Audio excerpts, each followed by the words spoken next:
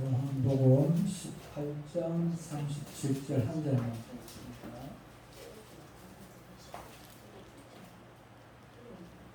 요한복음 18장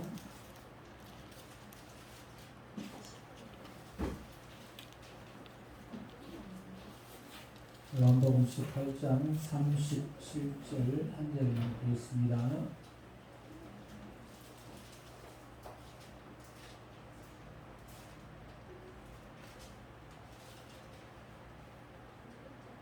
같이 읽습니다.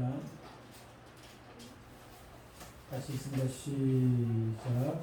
빌라도가 이르되 그러면 네가 왕이 아니냐? 예수께서 대답하시되 네 말과 같이 내가 왕이니라. 내가 이를 위하여 태어났으며 이를 위하여 세상에 왔나니 곧 진리에 대하여 증언하려 함이로라. 무릇 진리에 속한 자는 내 음성을 듣느니라 하시네.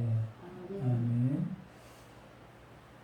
오늘 말씀의 제목은 제목도 왕이신 예수님, 주보에는 왕이신 예수님, 왕이신 예수님, 왕이신 하나님에도 틀린 것은 아닙니다만, 우리가 그 서열문답 공부를 쭉 해왔습니다. 쭉 해오다가 4월 말까지 쭉 해오다가 5월달 들어서 이제 절기 설교가 여러 번 있어가지고 어린 주일부터 시작해가지고 그러다 보니 그냥 계속해서 빠지게 되었습니다. 그래서 한 2달 이상 그렇게 쉬었는데 오늘부터 서열문답 말씀을 다시 듣도록 하겠습니다. 오늘은 주제가 왕이신 예수님, 왕입니다. 예수님. 성경에는 예수님께서 왕이시라는 사실을 말씀하고 있는 구절이 신약이든지 구약이든지 참 많이 직접적인 구절들이 많이 나와 있습니다. 마태복음 2장에 보면은 별을 보고 아기 예수님을 찾아오는 동방박사들이 있죠. 동방박사들이 예루살렘 들어와가지고 별을 잊어버렸어요. 그래서 길을 잃어버렸습니다. 그래서 어디를 찾아갔나 하면은 왕궁을 찾아가지고 헤롯한테 가가지고 유대인의 왕으로 나신 이가 누굽니까? 그렇게 누구냐? 이렇게 묻습니다.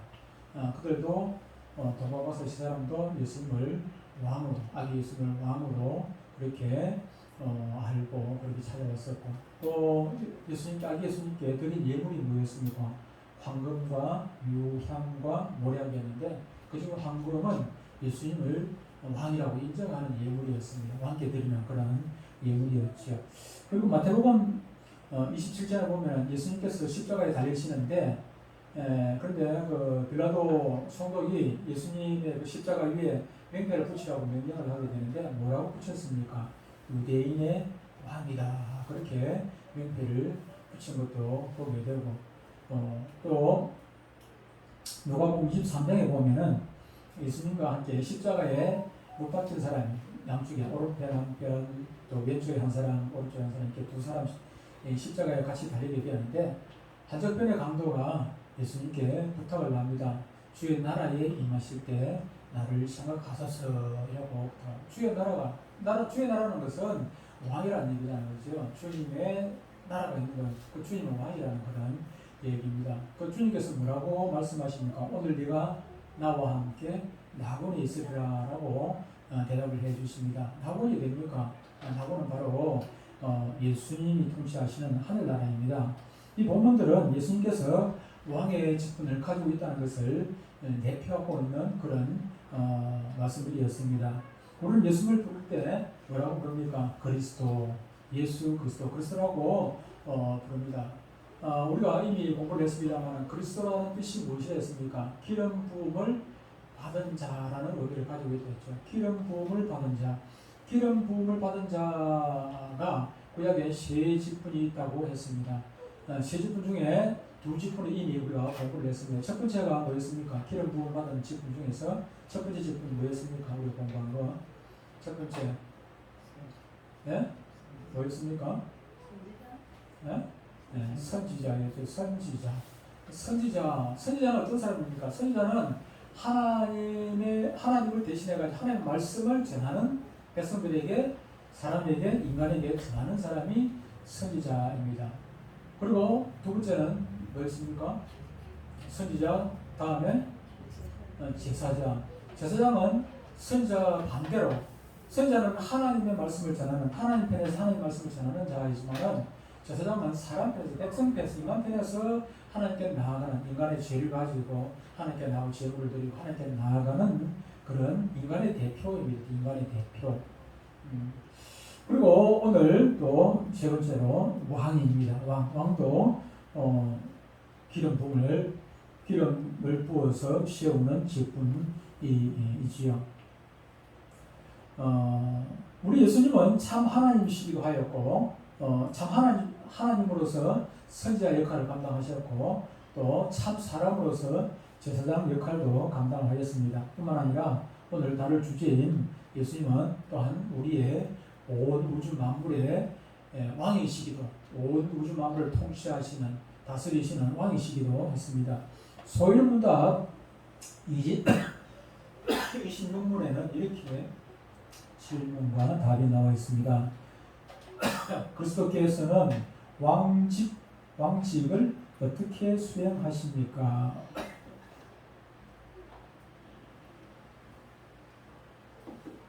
그리스도께서는 우리를 자기에게 복종하게 하시고 우리를 다스리시고 보호하시며 자기와 우리의 모든 원수를 억제하시고 정복하심으로 왕직을 수행하십니다. 라고 되어 있습니다.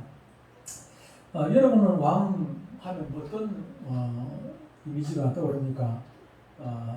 뭐 성경에도 수많은 왕이 있고 우리 사극을 보면은 왕들이 참 많이 나오죠. 왕이 빠진 사극은 뭐 거의 없다고 보죠. 그렇죠? 근데 그 중에 왕들을 지금 21세기 왕은 참 악독한 왕이 한 사람 있죠.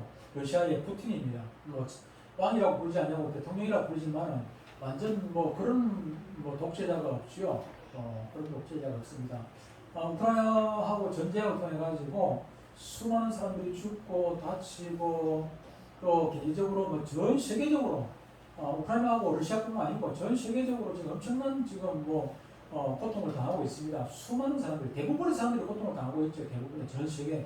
옛날에는 전쟁을 하면은 신라하고 백제하고 싸우면 신라하고 백제만 오면 고통이 있었지 다른 나라는 크게 고통이 없었어요. 다 자급자족하던 그 시대이기 때문에. 그런데 지금은 한 나라가 전쟁을 하게 되면은 두 나라가 전쟁을 하게 되면 온 세계가 다 그 영향권 안에 들어있게 됩니다. 다 지금 온 세계가 뭐 서로 연결이 안 되는 나라가 어디 있겠습니까? 서로 직접적으로 간접적으로 다 연결이 무역으로 통해 가지고 정치적으로 경제적으로 다 연결이 다 되어 있다는 문화적으로 연결이 다 되기 때문에 좋은 일 있으면 같이 혜택을 보게 되고 안 좋은 일 있으면 같이 고통을 당하게 되는 것이 지금 뭐 세계 정세 아니겠습니까? 그러니까 푸틴 한 사람으로 말미암아 온 세계가 지금 고통을 받고 있다 해도 과언이 아닐 것입니다. 그런데 과거에도 왕들 하면 수많은 왕들이 자기 개인의 욕심을 채우기 위해 가지고 전쟁을 하게 되고 전쟁이라는 게 대부분 그렇지 않습니까? 왕 개인의 욕심 때문에 전쟁을 하는 것입니다. 그런데 그 왕이 물론 전쟁에 나와서 죽기도 하지만은 만약에 푸틴이 지금 총 들고 나가서 싸우려 하면 푸틴이 전쟁을 하겠습니까? 자기는 안 하겠죠. 당연히 안 할 것입니다. 죽을 위험이 있는데 왜 하겠습니까? 안 할 것입니다. 근데 자기는 안전한 그 크레물린 그 궁에 있고 또 러시아 아무 죄도 없는 러시아 군인들 젊은 사람들만 군대 가는 것이 아니라 지금 아직도 훈련도 받도 안 한 사람들은 그냥 우리가 옛날에 6.25 때 학교병들 뭐 충청도로 나가고 그보다 더 심한 것 같아. 그 사람들은 그래도 뭐 며칠 동안 훈련시켜가지고 나갔다 하더라고. 충청도로 나간 사람들 며칠 동안 훈련시키고 나가고 그렇게 했는데 지금 보니까 뭐 훈련도 안 시키고 그냥 데리고 나가버리고 막 거짓말 해가지고 나가버리고 거기다가 이미 뭐 제대한 사람들 전에 그 보니까는 비행사 초중사 한 사람은 60살 넘은 초중사도 있더라고. 죽은 사람. 예. 그러니까 이게 뭐 참 말도 못하지요. 좋은 왕도 물론 있긴 합니다. 세종대왕처럼 좋은 왕도 있어가지고 그런 왕이 나오고 있으면 등극하면은 나라가 태평성계를 이루기도 합니다만 그러나 대부분의 왕들은 늘 권력 투쟁 속에 그렇게 있었습니다. 성경에서 소개하고 있는 왕들도 대부분 비슷한 경우를 보게 됩니다. 열왕기 상하는 남유다와 북이스라엘로 나라가 쪼개진 뒤 그 왕들의 역사, 그들의 역사를 쭉 기록을 하고 있습니다. 그 열왕기 상하를 쭉 읽어보면은 그 결국 왕들의 역사지 않습니까? 근데 왕들이 뭐 선하게 바르게 사는 왕들은 뭐 몇 사람이 됩니까? 이스라엘 쪽에 북이스라엘 쪽에는 아예 찾아볼 수가 없고 남유다 쪽에도 뭐 조금 좋게 봐줘가지고 몇 사람 있다고 하지만은 대부분이 그렇게 뭐 좋은 왕이라고 말할 수 있는 왕들이 거의 없었습니다. 그 와중에 유일하게 하나님 뜻 인정을 받고 칭찬받은 왕이 있는데 그 사람이 다윗 왕이었죠. 다윗 왕은 하나님께 합한 자라고 하나님께서 직접 말씀하시고 칭찬을 하셨던 그런 왕이었고 그 후대에서 조금 하나님을 잘 섬기고 백성들을 잘 지도한 그런 왕이 있을 때 그 다윗 왕을 지칭을 해가지고 다윗처럼 이렇게 말씀을 하기도 하고 그렇게 소개를 하기도 되는 것을 보게 됩니다. 다윗 왕 시절에는 뭐 태평성대죠. 전쟁하면은 뭐 그냥 백전백승이었으니까 늘 다른 나라들이 감히 이스라엘을 넘볼 수 없는 그런 시대였습니다. 그런데 그런 다윗도 순간적인 실수로 죄를 저지르게 되었죠. 편안하면 저질 생각이 나는 것 같아요. 편안하면 뭐 누구든 간에 그때 나라가 태평성대를 누다 보니까 다윗은 전쟁터에 나가지 않냐고 자기 뭐 부하들이 다 전쟁터에 나가고 그랬는데 자기 부하들이 전쟁터에 나가고 있는데 전쟁하고 있는데 지는 왕궁에서 왔다 갔다 하다가 이웃집 여인을 그냥 겁탈라 요즘 말로 하면은 성폭행을 하게 되죠. 불러다가 왕이니까 부니까 올 수밖에 없었고 성폭행을 하게 됩니다. 근데 그걸로 끝나지 아니하고 그것을 감추기 위해 가지고 그의 남편 바세바의 남편 우리아도 죽게 만들죠, 그죠? 처음에는 그걸 속이려고 그 우리아를 불러다가 오늘 휴가 줄 테니까 너 집에 가서 자라야 되는데 그런데 그 우리아가 충신이라 우리 전부 다 다른 부인들은 전부 다 전쟁터 나가서 싸우는데 나만 혼자서 편안히 집에 가서 쉴 수 없다. 그러면서 그 왕궁에서 그냥 뭐 무지개 사람들하고 같이 자는 것입니다. 그러니까 다윗이 골치 아프죠, 머리 아프죠. 그러니까 어떻게 하겠습니까? 그거 숨기기 위해 가지고 전쟁터에 내보내면서 편지를 써가지고 이 우리아는 전쟁터 맨 앞에다가 지금 저 성문 앞에 거기다 갖다 놔놓고 너희는 전부 다 도망 나와버려 이러니. 우리아만 몇 사람 하고 우리아가 몇 사람하고 앞에 놔놓고 나머지는 전부 후퇴를 해버리는 거야. 그러니까 우리아는 후퇴하라 소리 안 하니까 거기서 있다가 그냥 죽어버리는 거죠. 일부러 그 살인 아닌 살인을 하는 거. 살인보다 더 아주 악독한 거죠. 악독한 그런 죄를 누가 저질렀습니까? 다윗이 저지르게 되는 것을 보게 됩니다. 이렇게 아무리 대단한 왕이라도 이 땅의 왕은 다윗뿐만 아니라 누구라도 이 땅의 왕은 완전할 수 없다는 것을 보여주는 것입니다. 사람들은 완전한 왕, 실패하지 않는 왕을 기대를 합니다. 그런데 사실 처음부터 그런 왕이 우리 가운데 있었습니다. 그분이 누구입니까? 바로 하나님이십니다. 하나님 세상을 만드시고 왕으로서 세상을 완벽하게 다스리셨습니다.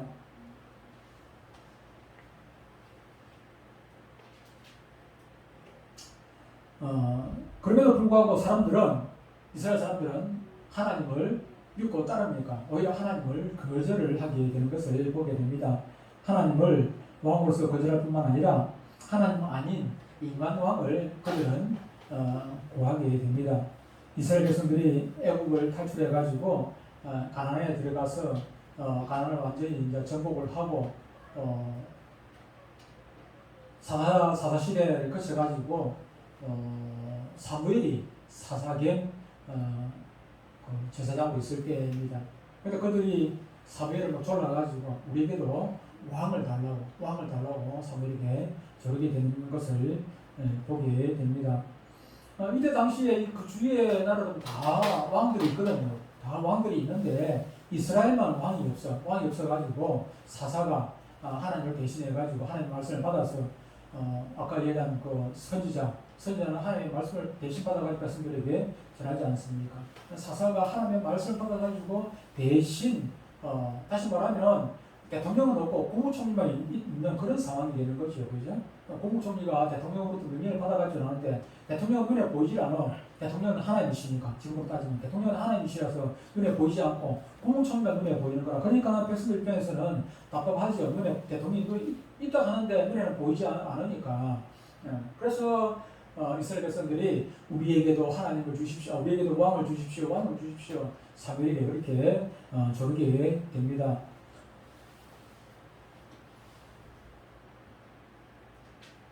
그동안 하나님이 이스라엘의 왕으로 백성들을 위해서 싸우셨습니다. 그러나 이스라엘 백성들은 그것을 결국 인정하지 않은 것입니다. 그러니 사무엘에게 자신들을 위해 싸워줄 인간 왕을 세워달라고 간청을 하는 것입니다.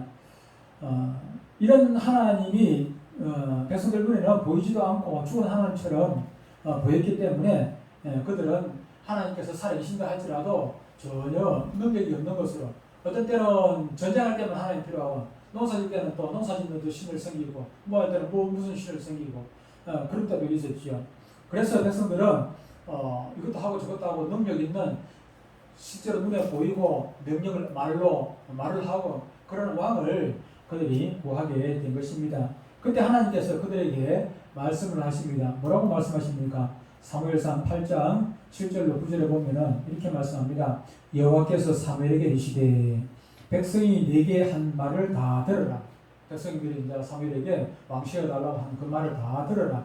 이는 그들이 너를 버림이 아니요 나를 버려 자기들의 왕이 되지 못하게 함이니라. 내가 그들을 애굽에서 인도하여 낸 날부터 오늘까지 그들이 모든 행사로 나를 버리고 다른 신들을 섬김같이 내게도 그리하는 도다.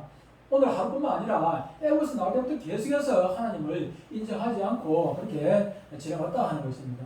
그러므로 그들의 말을 듣되 너는 그들에게 엄히 경고하고 뭐라고 인간 왕을 세우면은 그 이후에 어떤 폐단이 있을 것이라는 것, 어떤 어려움이 있을 것이라는 것, 너희들이 그 인간 왕으로부터 어떤 고난을 당하게 될 것이라는 것을 경고하고 그들을 다스릴 왕의 제도를 가르치라. 그렇게 말씀을 합니다.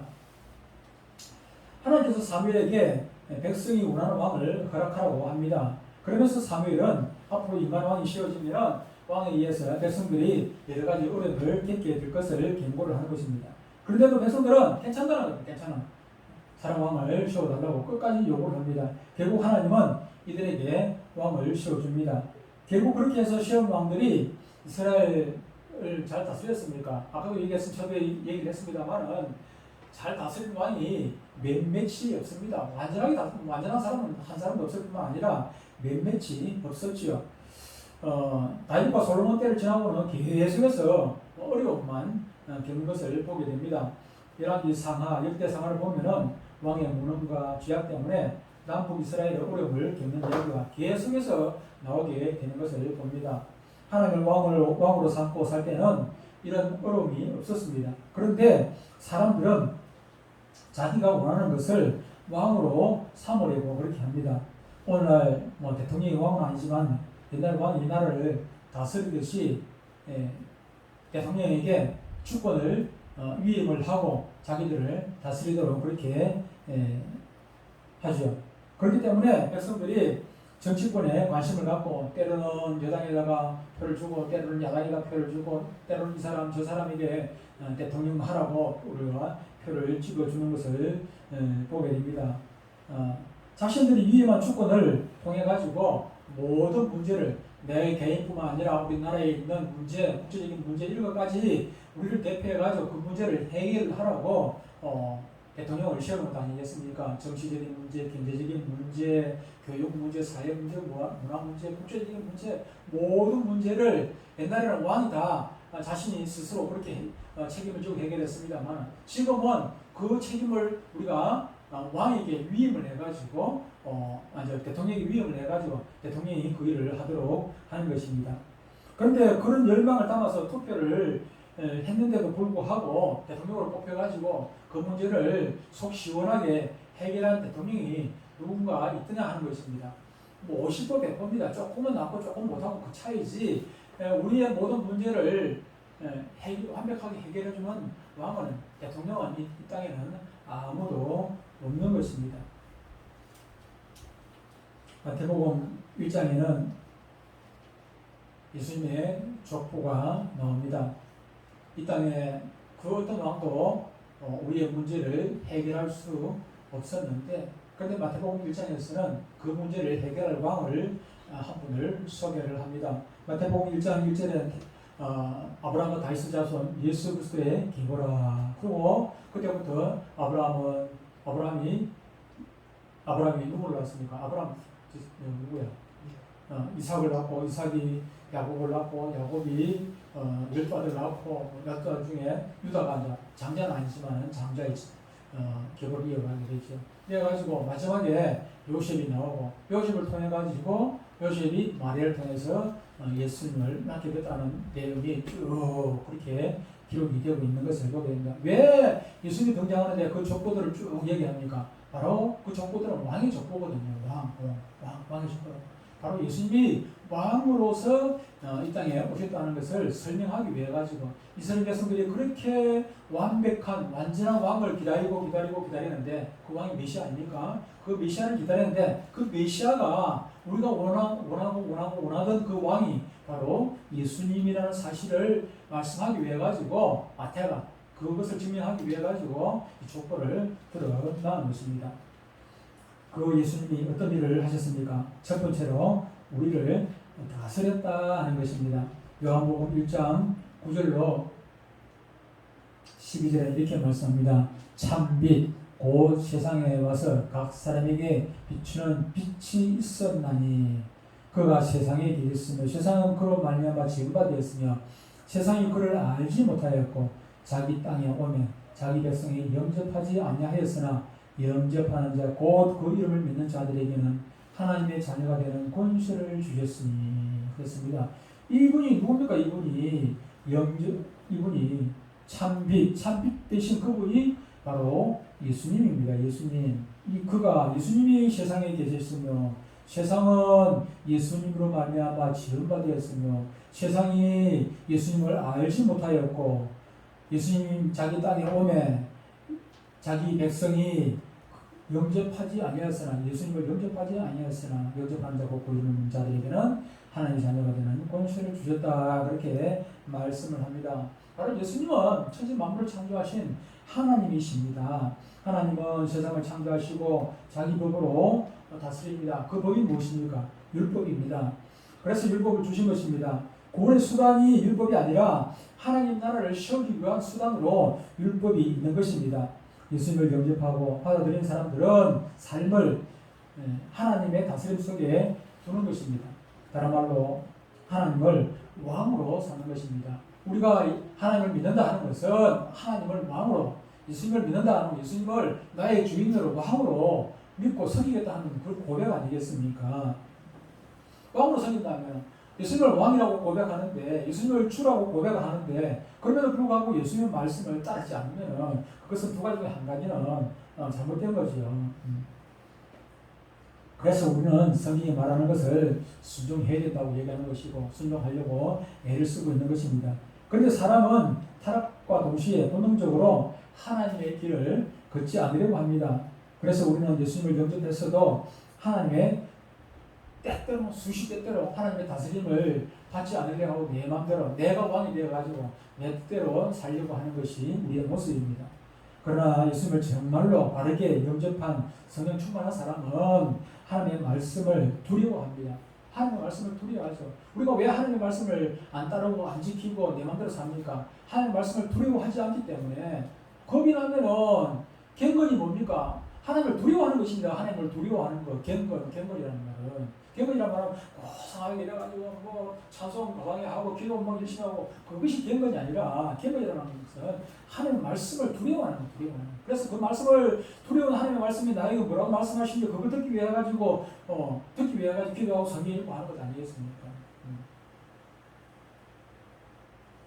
여러분들은 어떻게 하십니까? 어떻게 살아갑니까? 하나님을 왕으로 인정을 하고 그렇게 살아가십니까? 예수님을 나의 주인으로 그렇게 고백하고 인정하고 살아가십니까? 정말 그렇다면 예수님의 말씀을 두려워하고 그 말씀을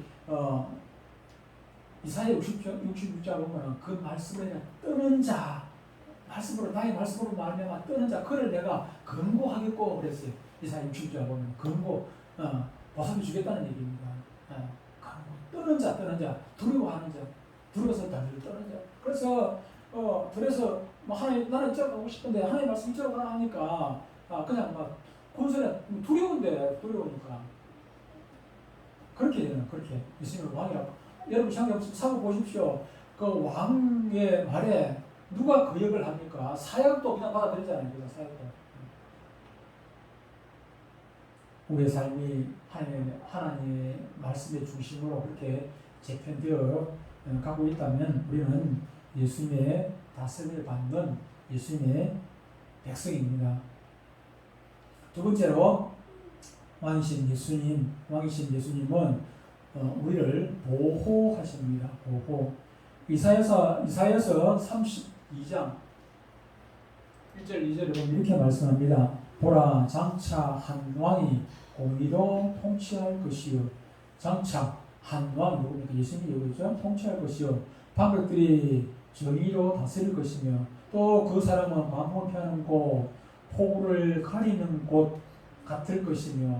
다시 말하면 폭우가 오는데 우리를 대신해 가지고 폭우를 맞아주고 가려줄 사람, 광풍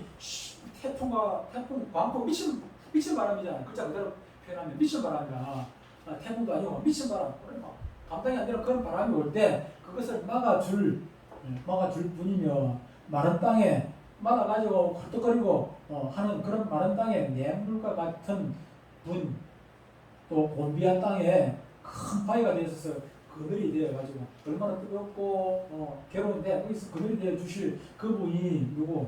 예수님 같을 것이니 그렇게 말씀을 하고 있습니다. 인간은 자기와 가까운 사람에게 감정적이 되기 때문에 절대로 공의로울 수가 없습니다. 윤석열이 아무리 검찰총장 출신이라도 대통령이 되고 나면은 어쨌든 팔은 안으로 굽게 되어 있습니다. 아무리 검찰을 평생을 했다 할지라도 팔은 안으로 굽게 되어 있습니다. 어쩔 수 없이 법 때문에 이렇게 판결을 했다 할지라도 마음이 아프게 되어 있고 어떻게 자기가 해줄 수 있는 길을 하면 해주려고 애를 쓰게 되어 있는 것이 인지상정인 것입니다. 역사 속에서 수많은 왕들이 백성들을 짓밟는 것을 보았습니다. 그러나 예수님은 어떻습니까? 예수님의 삶은 광풍과 폭우를 피할 그늘이었습니다. 마른 땅에 내물이셨습니다. 마른 땅에 담비와 같은 그런 분이셨습니다. 그를 위해서 우리 예수님께서 무슨 일을 하셨습니까? 십자가를 지신 것입니다. 우리가 예수님을 진정 왕으로 삼을 때 예수님은 우리를 나몰라라 하지 않으실 것입니다. 우리의 피난처와 우리의 위로가 되어 주실 것입니다. 세 번째로 왕이신 예수님께서는 우리의 원수, 예수님의 원수를 깨부수고 정복하신다 그렇게 말씀합니다. 에베소서 1장 20절에 이렇게 말씀합니다. 20절로 22절에 그의 능력이 그리스도 안에서 역사하사 죽은 자들 가운데서 다시 살리시고 하늘에서 자기의 오른편에 앉히사 모든 통치와 권세와 능력과 주권과 이 세상뿐 아니라 오는 세상에 일컫는 모든 이름 위에 뛰어나게 하시고 또 만물을 그의 발 예수님의 발 아래 복종하게 하시고 그를 만물 위에 교회의 머리로 삼으셨느니라. 우리의 머리가 바로 예수님이 되셨다는 그런 얘기입니다. 로마교회는 초대교회는 당시에 로마라는 전대문의 최강국이 다스리고 있었고 그 로마로 말미암아 기독교 교회가 말살될 수밖에 없는 꼽히지도 못하는 싹도 나지도 못하는 그런 지경에 있었죠. 사실은 어떻게 기독교가 그 로마를 대적을 해가지고 꼽힐 수가 있었겠습니까? 그럼에도 불구하고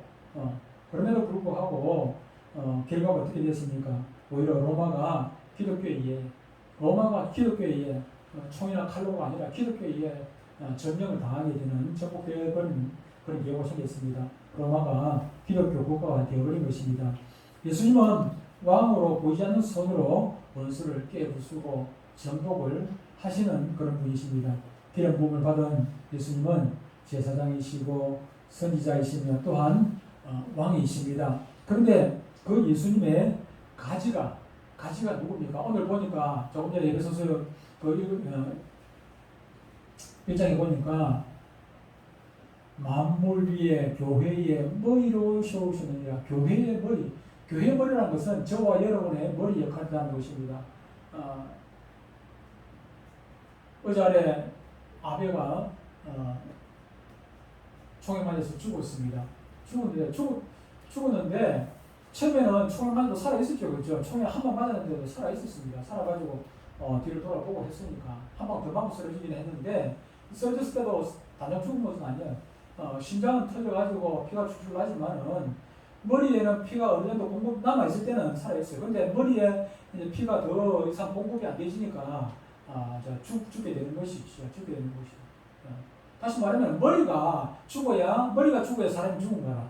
심장이 죽었다고 해가지고 죽는 것은 아니고, 기도 우리 하는 말로 기가 제일 오래 살아있다고 얘기를 하죠. 그죠? 사람이 죽고 나면 죽었다는데 기는 살아있어가지고 우리 말을 다 듣는다. 그런 얘기를 하는데, 기가 아무리 살아있으면 뭐합니까? 머리가 죽으면 죽은 것이죠.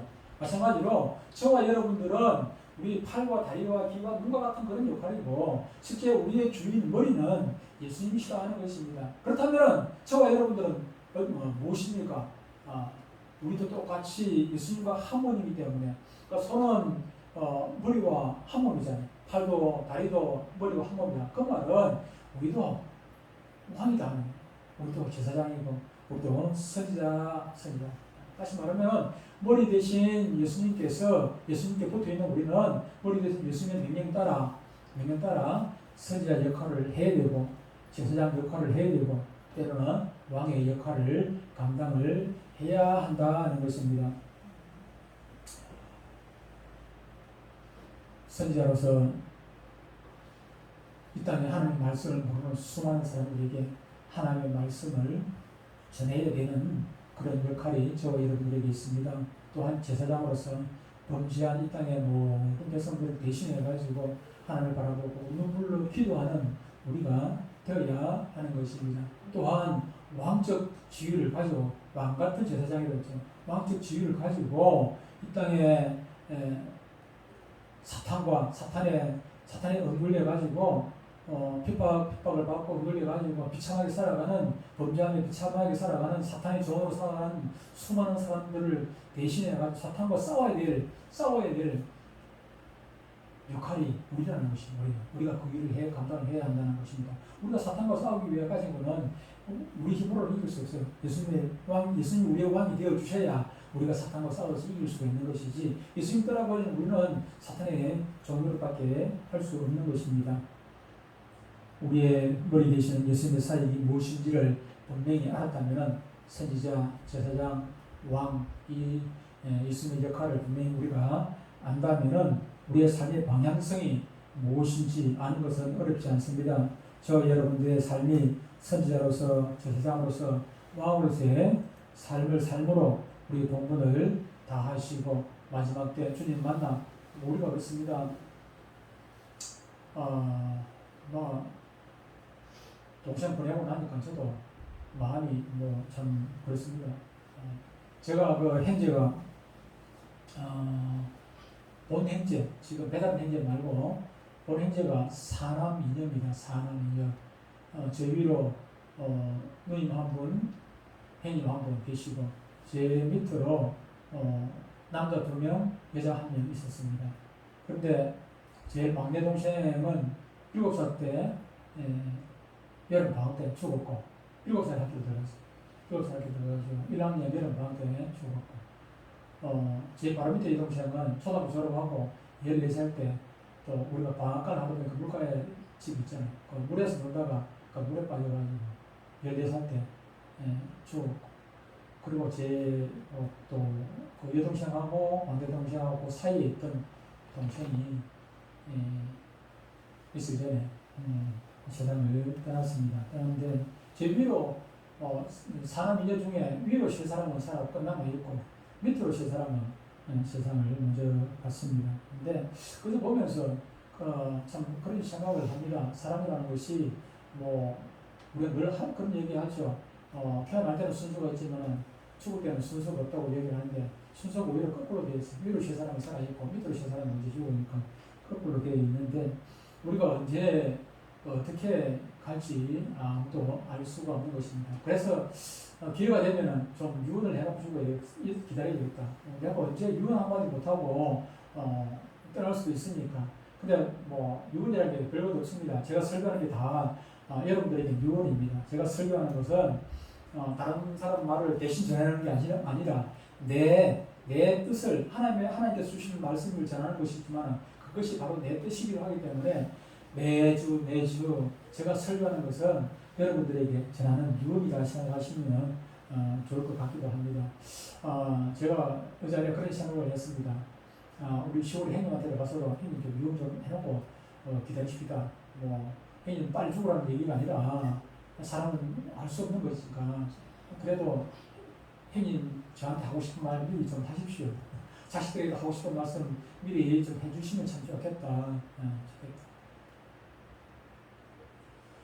저 여러분들이 그렇습니다. 언제 무슨 일로 우리가 헤어질지 아무도 알 수가 없는 것입니다. 그래서 이 땅에 사는 날 동안 남하고 웃으지 말고 좋게 살아야 되고 또한 하나님 만날 준비 잘하고 그렇게 살아야 하는 것입니다. 하나님 만날 준비 잘하는 것은 바로 오늘 말씀드린 이 세 가지입니다.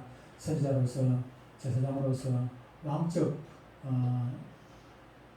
예수님의 왕의 손발을 이어서 왕적 신분으로서의 역할을 잘 감당함으로 통해서 우리가 이 땅에 사는 모든 일들을 완벽하게 마칠 수가 있는 것입니다. 주님 앞에 가는 그날까지 우리의 본분이 무엇인지 늘 기억하고 소일보다 1분이 무엇이었습니까? 1분은 우리의 제일 되는 목적이, 사람이 제일 되는 목적이 무엇인가, 지대되는 목적이 무엇인가 하는 것을 질문했습니다. 그 답은 하나님을 영화롭게 하고, 하나님을 영화롭게 한다는 것이 무엇입니까? 영화롭게 하고 그분을 영원토록 즐거워하는 것인데, 그것이 바로 우리가 오늘 이 세 가지 제사장으로서, 선지자로서, 선지자로서, 왕으로서 역할을 잘 감당하면은 하나님은 기뻐하시고 즐거워하시고 영광을 받으실 것입니다. 저희가 가는 것까지 꼭 잊어버리지 마시고 이 집 분명히 잘 감당하시는, 그래서 주님 앞에 가서 칭찬받는 복된 성도들 다 되시기를 주의 이름으로 축복합니다. 기도하겠습니다. 하나님